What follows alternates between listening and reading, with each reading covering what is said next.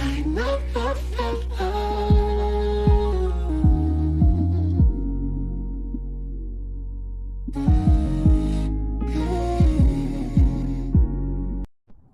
That was a clip. Now go watch the whole video. SongLab Live. Like and Calling all musical beings, all singers, musicians, rappers and tap dancers, calling poets, podcasters and people that make interesting mouth noises. Fans over followers, collaboration over competition, love over hate. Tell a friend, tell your mama and tell your cousins too. SongLab Live is back, baby.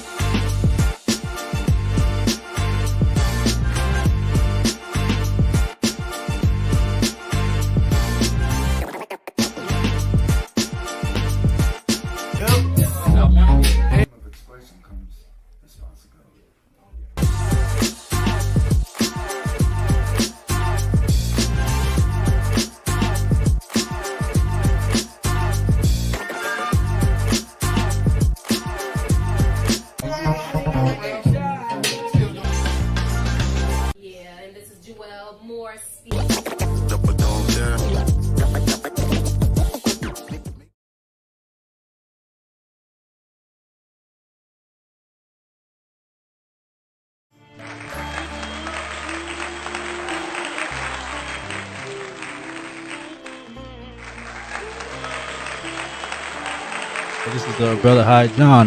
Glad to come to the SongLab pull up, where we can basically share, like you said, education, a little bit of knowledge, just expose people's minds to new ideas they may not have thought of, never heard of, or especially about music.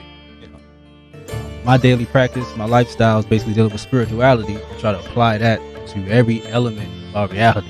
So music is a significant piece, like you said, of metaphysics, dealing with spirituality, because that is the root of practice of music, coming from whether it's Asia or Africa. But we had a discipline of art that really for us was a spiritual practice, spiritual discipline. So this has long time been forgotten because obviously music has become a little bit mundane or commercial or even for entertainment only. But despite the fact where music has gone, we still can find that the spiritual element is still there. Whether it's from classical music, jazz, blues, R&B, it's still there. It's just time progressed, we slowly lost the memory of how potent our actual intent was. So everybody has their ethnic background, and in the ethnic background they have a music tradition. In that tradition, it'll take you back to spirituality every time. Interesting is he said a significant principle that he's motivated through music is love. So 7 levels, they call it the 7 ragas. In Asia and in the East, they have music deduced down to 7 musical notes. Ragas, that's what musical note means in Sanskrit. Ragas are basically psychological and spiritual expressions through sound. So he said love, that's a spiritual expression or raga.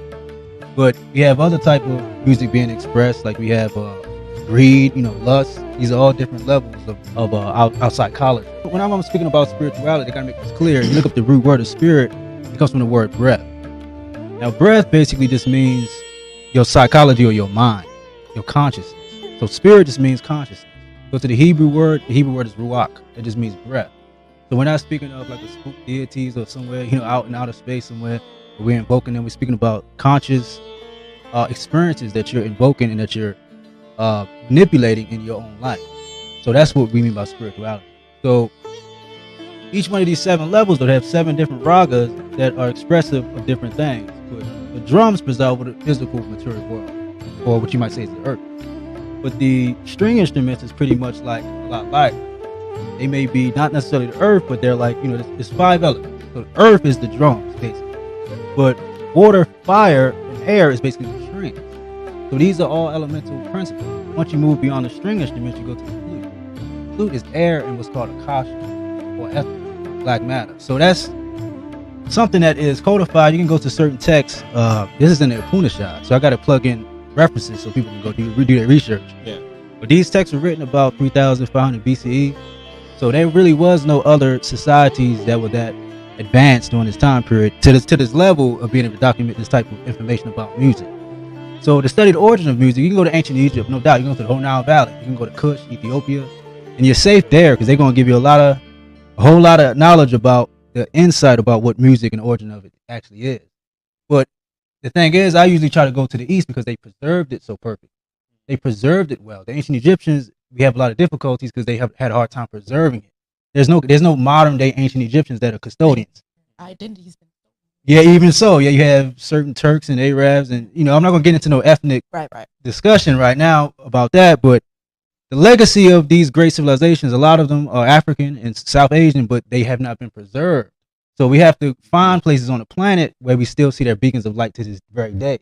So that's why India stands out like a jewel, but so do certain places in West Africa. But I don't want to go along with it. Let me stay in Asia, and I can kind of pivot back to you all. But in Asia, they have this concept, and we talked about it last time I was here. This is going to be the big theme: is that music is God. That's key. What I just showed you, just 7 levels of God manifesting in reality. But basically, in the ancient world, they say God is sound, or God is music itself. So that kind of can remove the whole idea of theology and confusing us and confounding us. If you just boil down God to just consciousness, or just sound, or vibration, you're getting a more purified or crystal reality of what God is. And that's all that we're in right now. This is nothing but a soup of vibration right now. Dense is what the drums. That's dense. But the lighter you go is what the strings. That's more lighter vibrations and sound. They may be like our breath or like our blood flow. But God in its pure sense, the true original form or force of this sound was really originally nothing but ether or black matter. You see where I'm going? So these levels of God, though, is framed under a concept in philosophy. It's called Vedanta philosophy. Now, all of these terms I want people to go and research because these are jewels that'll be immortal forever. Yeah. Like these are the key plugs that will literally change your whole reality, your whole life, and how you view your own life. But it's called Sarvam Brahmamayam. Now I'm doing this based on my memory. Yep, you were talking about that last time, yeah. Check, yeah. Sarvam Brahmamayam means Sarvam means all. Brahmamayam means God. All is God. Now this might sound like it's really religious or too theologically framed. So I'm not trying to create converts here. I just want you to be exposed and go look up what I'm saying and research this.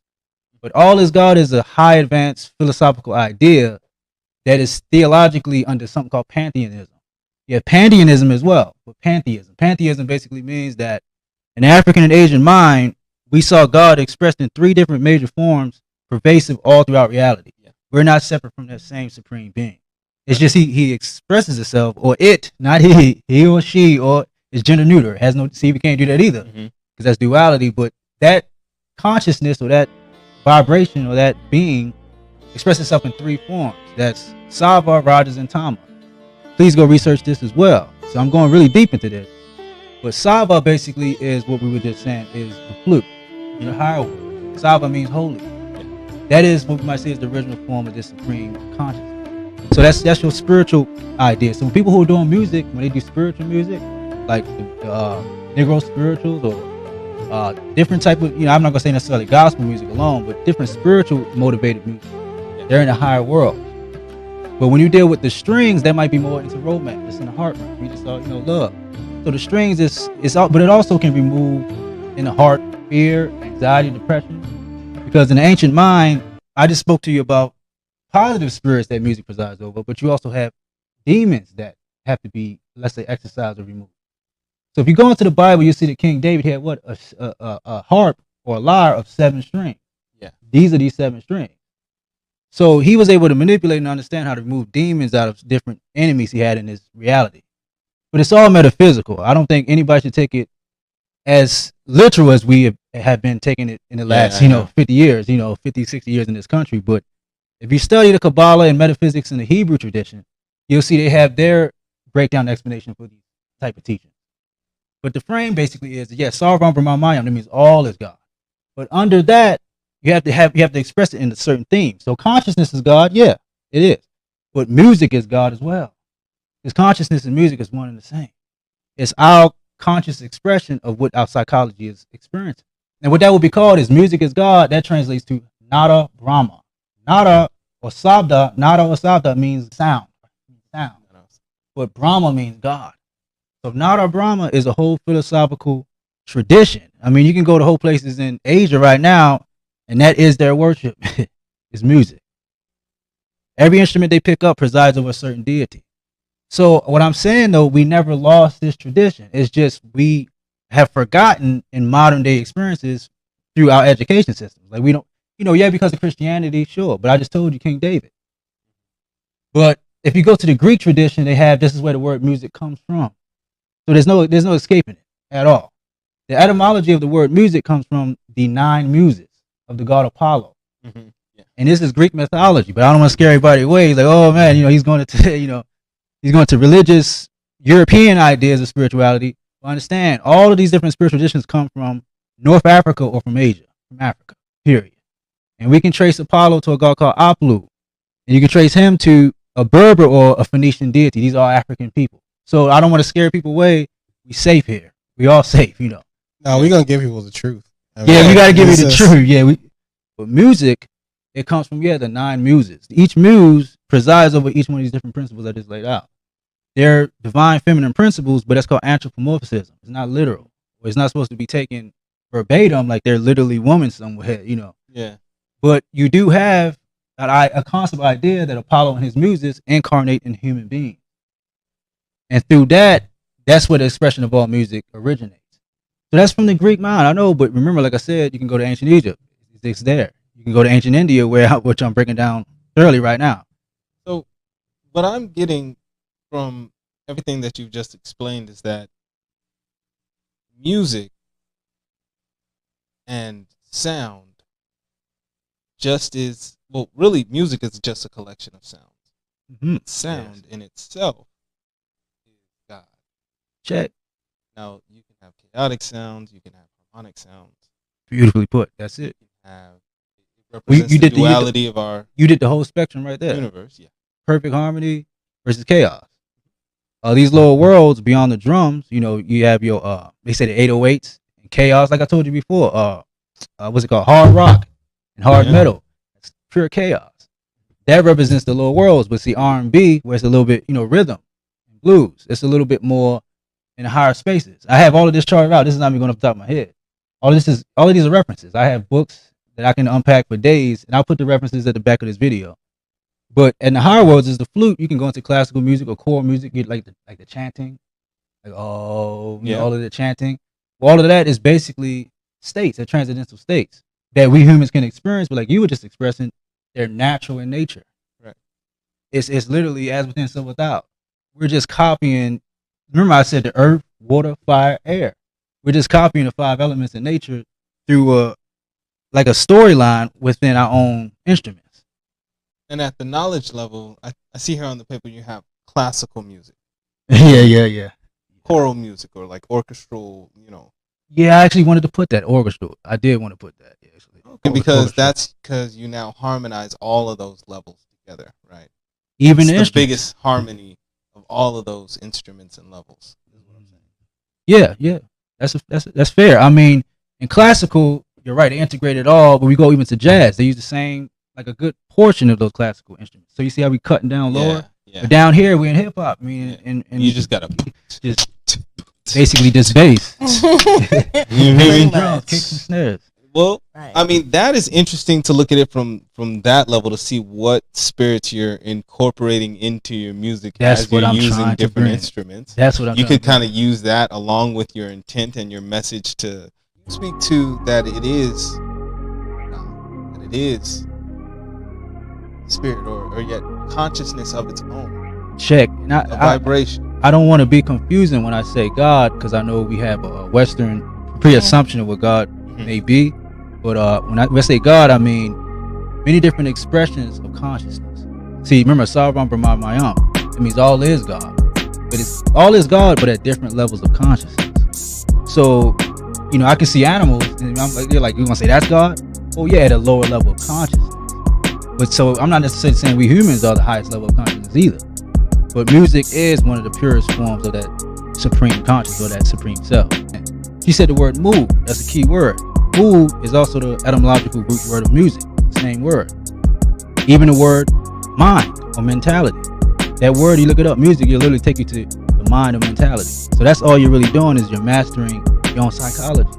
That is God. God dwells within. That's the true kingdom of God. Music, mind, yes. Mental. We'll make a graph and we'll show the etymological root word, due to the fact the vibrative nature, going back into the fact that with sound, all those levels is a vibrative nature. Check. Absolutely. Creates and facilitates motion.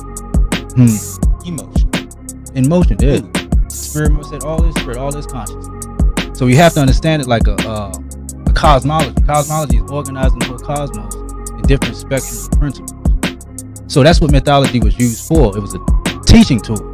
We never really believed in animal-headed deities, literally. We never believed in bowing down to literally forces in nature.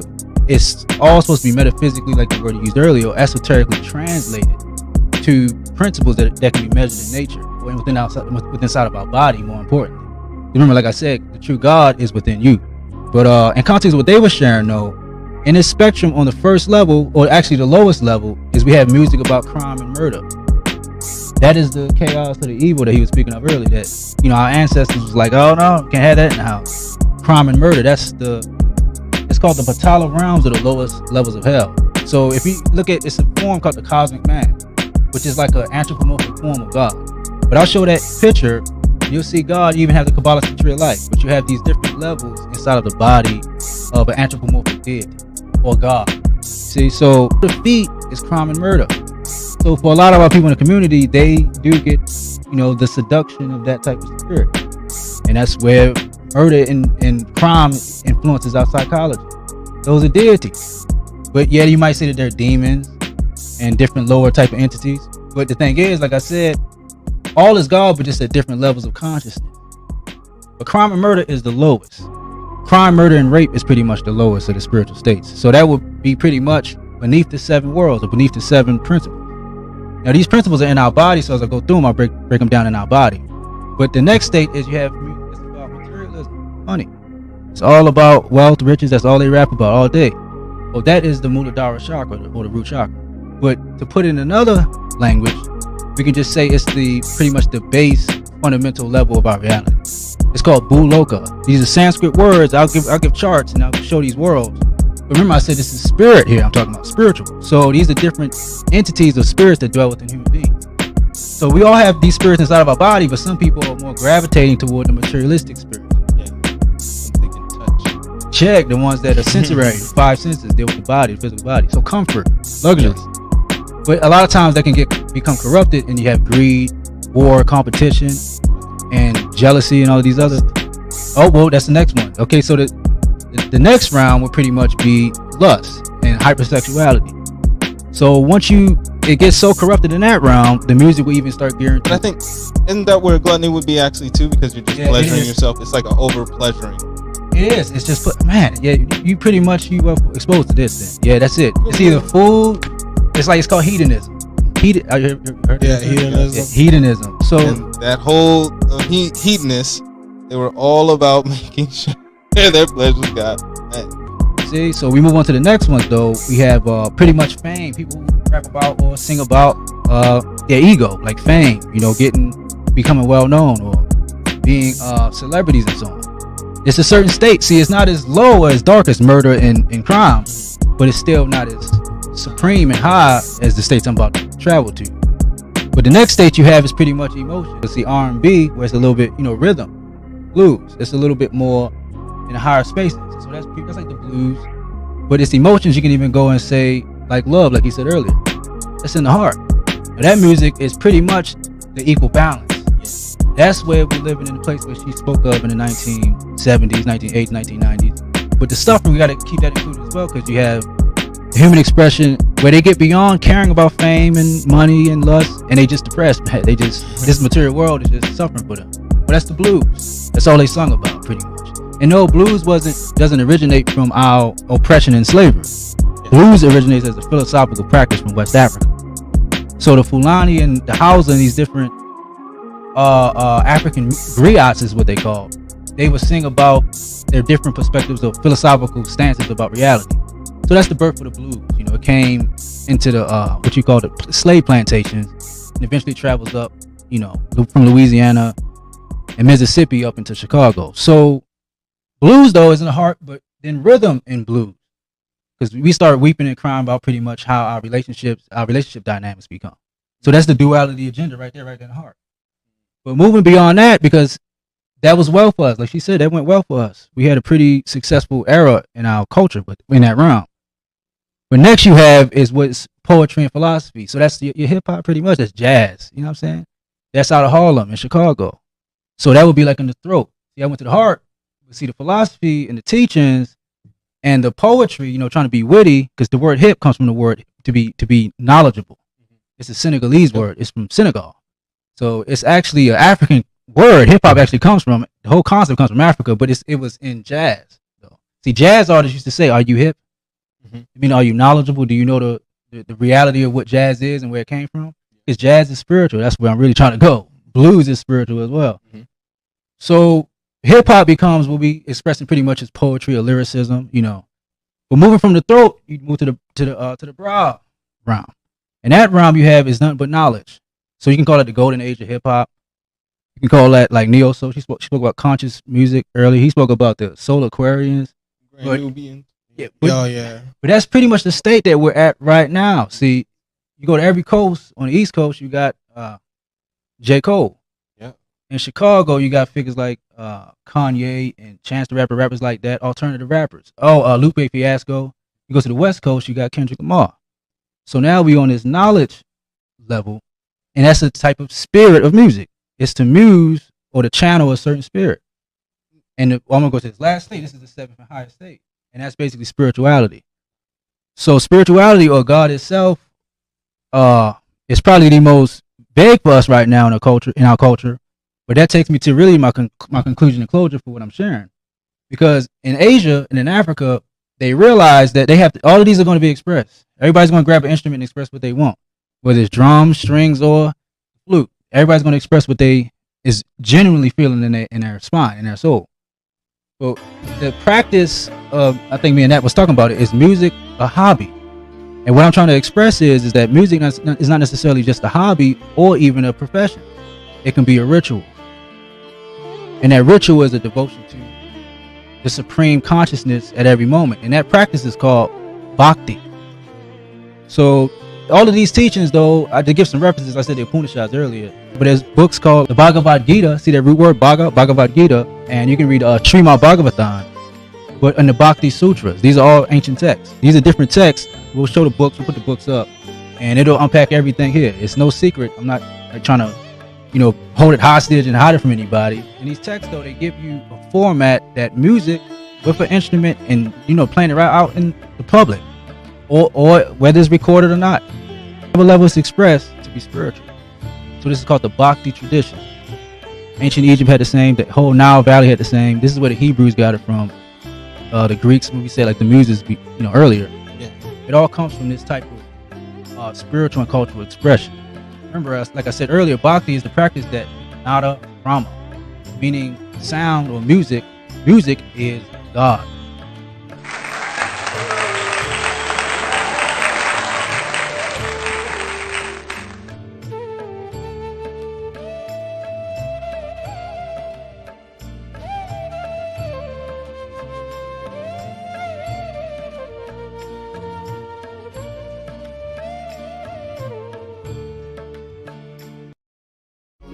Like this, I ain't never known a love like this. Yeah, I ain't never known a love like this. I ain't never known a love like this. Yeah. That was a clip. Now go watch the whole video. SongLab.